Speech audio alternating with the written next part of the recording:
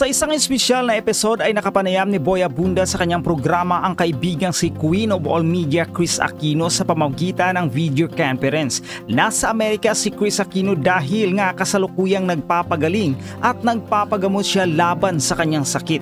Bukod sa Valentine's Day, kaarawan din ni Kris Aquino tuwing February 14 at nagkataon din muling nag-renew ng kontrata sa GMA Network si Boy Abunda. Nagbigay ng health update si Kris, aniya magiging mahirap pang lalo sa kanya ang mga susunod na 6 na buwan. Ngayong 53 na siya, nais pa raw niyang umabot kahit hanggang 63. Naikwento pa niya na nag-text daw sa kanya ang kapatid na si Viel na sana raw ay nakabihis siya ng maayos at may nag-ayos sa kanya bago humarap sa live interview ni Boy. Stage mother dahil napabalitang papasukin na ng mga anak niya ang showbiz, particular si Bimbi Aquino Yap na mukhang sasabak na sa modeling at cornerstone ang hahawak sa karir niya. Wish ng mga netizen ang paggaling ng Queen of All Media na aniya sa update niya ay nakaranas ng sakit na tila malapit na sa lupa. Matapos ang kanyang live interview sa Pasto kay Boy Abunda nitong Miyerkules, sa pamamagitan ng video conference muling nag-Instagram post si Queen of All Media Kris Aquino upang magbigay ng health update tungkol sa kanya at humingi na rin ng dasal para sa kanyang laban kaugnay ng kalusugan. Bago raw naganap ang live interview sa kanya ay tumaas ang blood pressure niya. Nagbigay rin siya ng mensahe sa kanyang mga anak na sina Bembi at Joshua just in case daw na ito na ang huling birthday niya. Gusto para mabuhay ni Kris kaya gagawin niya ang lahat para mabuhay pa. Sa panayam sa kanya ni Boy, sinabi ni Kris na she refuses to die. Na-interview nga po si Kris Aquino sa kanyang kasalukuyang kalagayan, di ba? Ito po, sasabihin po namin sa inyo, kasi kami po ay nagkakaroon po kami ng pakikipag-usap sa maraming kababayan natin. Hindi po natin maiaalis talaga na si Kris ay nanggaling po sa isang pamilya ng mga politiko.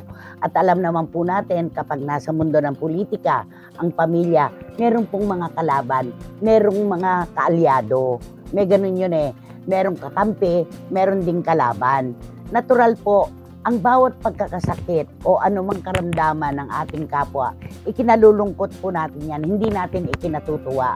Lalo pa sa kalagayan ni Kris Aquino ngayon na sinasabi niya na malalang-malala na yung kanyang sakit talaga at parang konting-konti na lang ay baka daw siya ay bumagsak. Oo, bumagsak. Hindi naman malagutan ng hininga, wala naman siyang sinabing ganon. Baka daw ma-heart attack siya.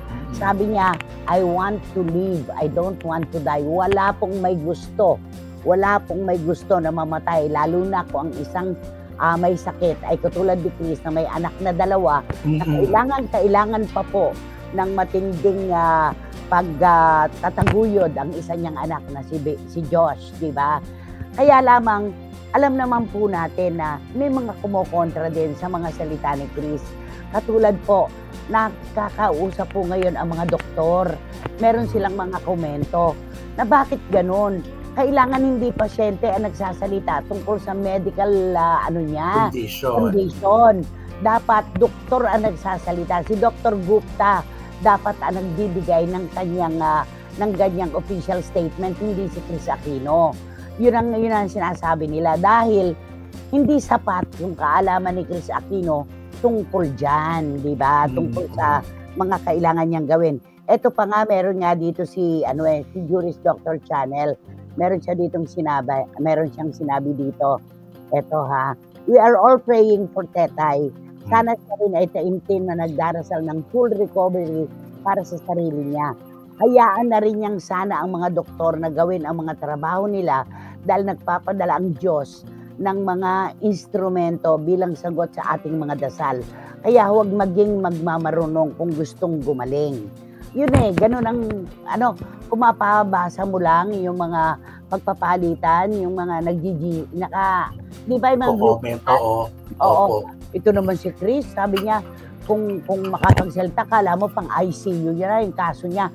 Kasi naiintindihan nila yung mga pinagsasabi ni Chris. Alam nila na hindi ganun katindi. Di ba? Na-i-evaluate ko yung mga doktor, yung mga, yung pala yun, pero parang ang dating kasi sa mga ordinaryong nakikinig sa kanya na wala masyadong alam sa medical terms, sa parang, malala, oo, malala na, di ba? Parang ang lala. Si Tita Julie, para sobrang nalungkot ako para kay Chris nang mapanood ko ang video. Sana madugtungan pa ang buhay niya. Alang-alang sa dalawang anak niya, lalo na kay Josh. Si Mayang iyak din ang iyak at siya din ay talagang nalulungkot. Wala naman pong matutuwa sa ganyan. Okay, eto Ate Chris at Romel, sa tingin po namin ay napakalaking factor ang pagkakasakit ni Chris nung hindi ni-renew ng ABS-CBN noon ang contract niya. Siguro po dahil sa sobrang stress and naapektuhan talaga ang immune system niya. Feeling po namin yun talaga ang nag-trigger. Wish po namin na may milagrong mangyari para kay Chris na madali ang paggaling. Katulad ni Miss Celine Dion na himalang biglang gumaling na talagang ipinagbunyi ng lahat except dito sa bastos na si Taylor Swift. Nako, Obet Sapin. Galit na galit siya kay yung pong dalawang bata na nahukay sa gumuho sa Zamboanga. Milagro po ang tawag doon. Ilang araw na, pero buhay ang dalawang bata. Ang milagro po ay dumarating araw-araw. Pero iisa lamang po ang barometro ng pagkakapantay-pantay ng mahirap at mayaman, ng bilyonaryo at kapos. Kapag dumating na po talaga ang panahon natin sa mundo, lahat po tayo bakasyonista lamang po dito. Kapag tayo po ay tinawag na ng Panginoon, kapag tayo po ay dumating na sa punto na hanggang dito na lang tayo, walang magagawa ang ating salapi. Di ba? Pero ipanalangin pa rin natin ang patuloy na paggaling ni Chris Aquino, di ba naman? Yes, yun ang matindi. Mas higit na panalangin po ang kinakailangan. Isa pa, para sa akin, mas maraming kawawa kaysa kay Chris. Sabi ni Jamie Dacia, sa totoo lang, yung mga nasa public hospital na nakapila, mga naghahantay na lang magwakas ang buhay. Napakarami, iba't ibang po talaga ang komento namin tinatanggap.